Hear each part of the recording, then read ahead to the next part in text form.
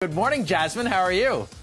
Good morning. I'm great. Thanks so much for having me. Oh, wonderful. I know during this pandemic, a lot of people have taken into the kitchen to kind of be in their feel-good space. I'm terrible in the kitchen, but I love the grill, and it's been grounding, and it's summer, so why not? But I tend not to be very creative. I do the chicken, I do the steak, and now you're opening my eyes to the flavors of India. So take me through a couple of these recipes you brought. Where do you get the inspiration for your dishes?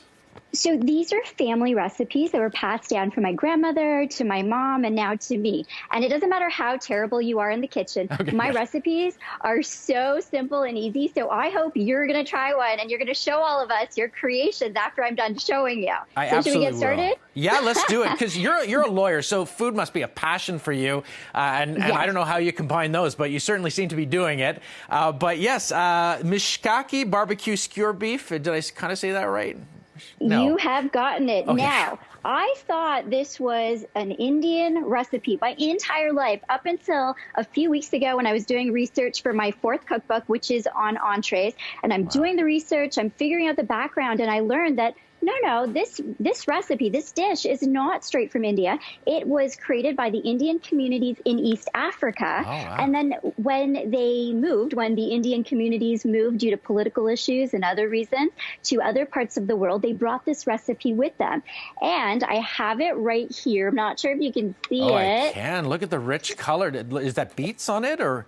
What's the beets are my garnish underneath, so it looks pretty for you. What's the flavor profile on that?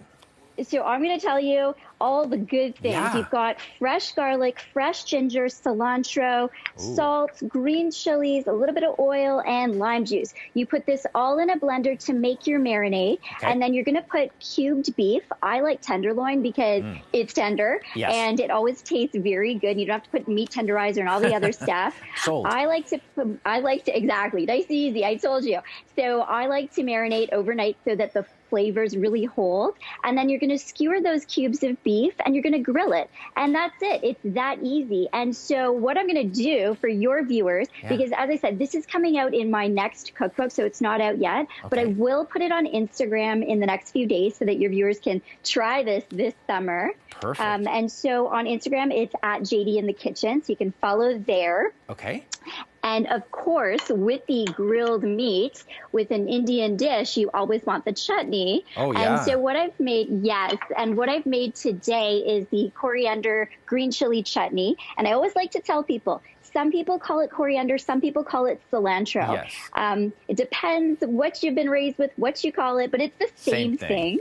Yeah. Yes, it's that green leafy herb right here. Delicious, yeah. And what does that, draw out the flavors or just a nice balance to the... You know, it depends. Some people like it because if you have grilled meat, then sometimes it can get a little dry, and so you put the chutney and the flavors are back at it. Nice. Some people just like it to change up the flavors. But let me tell you how to make that. Again, super easy because that's my theme always. So you want the cilantro, the green chili, salt, sugar, and lemon juice, and you're going to put all that in a bullet or a blender. You're going to mix it all up, and there you've got your chutney. You can't just stop there, though. You need to have a side dish, of course. So what I have here today is a vegetable rice pilau. And the reason that I like this dish, again, is because you throw everything into one pot. You let it cook. You can just let it sit there for about 15 minutes cooking after you put everything in. You can go grill your meat and come back and your rice is done. And you've got one pot to clean. So, you know, no mess, no fuss, super easy. Your presentation is so beautiful, too. Oh, thanks. Just look at it all day. Thank you. Yeah, look at that. Wow. I like to impress a little bit, you know. Well done. So we've got, finally, for our sweet treat, because you usually want to end off with something, and I think this is one of your favorites. You mentioned shortbread. Oh, my gosh, yes. Yes, so this is an Indian shortbread. It's called naan khatai. And I like serving this in the summer because I find that you want something sweet to end the meal, but it's really hard to have like a heavy cake or a cheesecake, and ice cream and popsicles are going to melt immediately. So these are great. And also right now with everything that's happening, you know, maybe you're doing more picnics throughout all the wonderful parks in Ontario. This is great because you can just take it with you. You don't have to worry about how to store it, how to transport it. So Jasmine, just an idea for you. This looks so good. You were saying that this is available online. Just quickly, how can we reach you again and see some of these recipes? So my website, my website is www.jdinthekitchen.com, and you can also go to my Instagram at jdinthekitchen. Love it. Thank you so much. You got my mouth watering for all these delicious sweets. I can't wait to try them. Have a great day. We'll be back. CP24